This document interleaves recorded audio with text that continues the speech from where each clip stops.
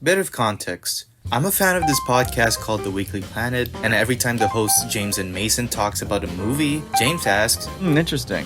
What did you think the story was? and I can't resist ripping it off. I don't have the best memory these days, and getting back to reading books regularly has been helping out quite a bit. So maybe making a fool out of myself online trying to talk about books will help some more. So with that combined with this show I used to watch called Thug Notes, where they summarize books first and analyze them later, this is how I'm gonna talk about books. So what do I think the Ballads of Songbirds and Snakes is about? Well, President Snow survived the Dark Ages, or the Dark Years, whatever, and he's traumatized by that. Fast forward, and it's the eve of the 10th Hunger Games. He and his classmates have been assigned to mentor tributes from all 12 districts. Snow is assigned to Lucy Gray Baird, a name they love to say a lot, by the way. Lucy Gray. Lucy Gray. Lucy Gray Baird. Oh, it's Lucy Gray. Lucy Gray. Lucy Gray. Lucy Gray. Lucy Gray. Lucy Gray. Lucy Gray. Lucy Gray. Baird. Lucy Gray. Lucy Gray. Lucy Gray. Lucy Gray. Lucy Gray. And she's part of a traveling band of musicians who like to name themselves after a color first, then a bird.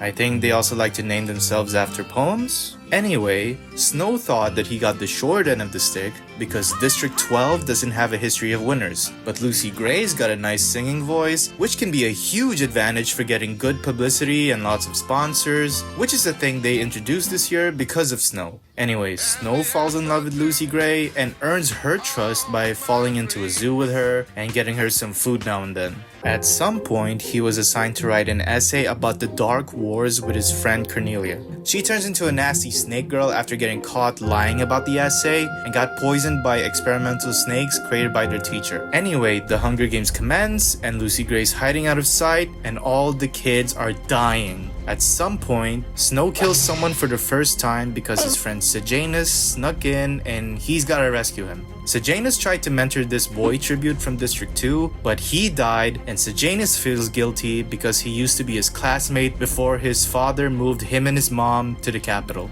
The Hunger Games is almost done and Lucy Gray is looking kinda rough, so Snow helps her survive by planting her hanky in that tub of experimental snakes. The snakes will only bite someone if they don't recognize their scent, so you can put 2 and 2 together. But that's against the rules, so when Snow wins, he's sent off to District 12 as a peacekeeper as punishment.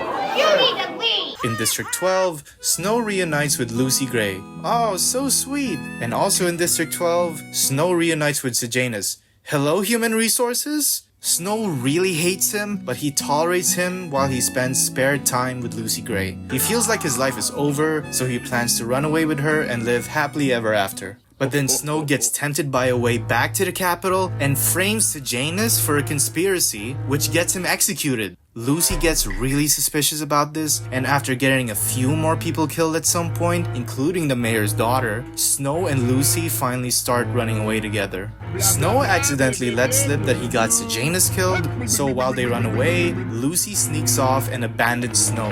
Snow loses his shit, goes back to the capital, and poisons this dean he's been beefing with.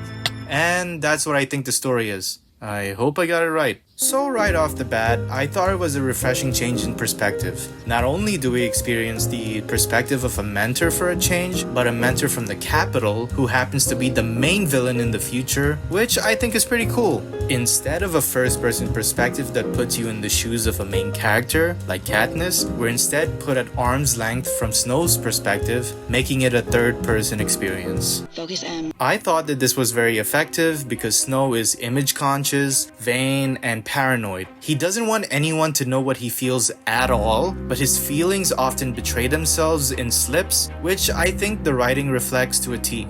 The longer we get to know him, the more disgusting he kind of gets. He's very resentful of the districts since his dad died in the war, so he thinks of them as inferior, dirty, dumb, pitiful, whatever description you can think of for bugs that you hate. There's a darkness inside of him that only gets worse, and I like to think that this is the exact experience Lucy Gray goes through when they reunite. I don't know if it's just me, but before Sejanus died, I got the feeling that she was distancing herself from Snow. She probably only stuck with him for so long because he's been kind to her. District 12 brought out the worst in him. Not that it's District 12's fault, with the other deaths Snow caused, and Sejanus was basically the last straw.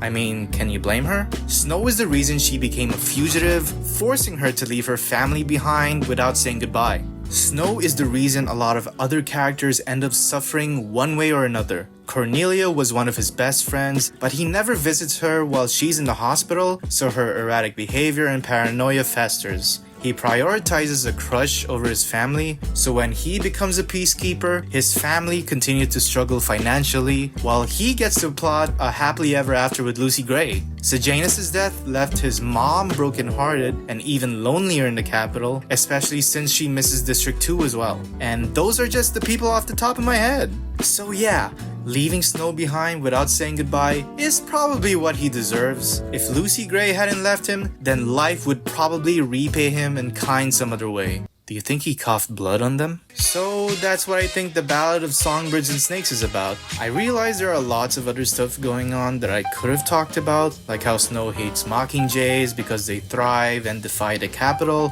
or whatever's going on with his weird teachers, but I don't wanna. There are other reviews and essays that I guarantee will do a better job analyzing this story and this world than I ever could. If you enjoyed this, please subscribe. I could have done this all in one channel, but apparently it's better to split content in different channels, so here we are. See you in the next one.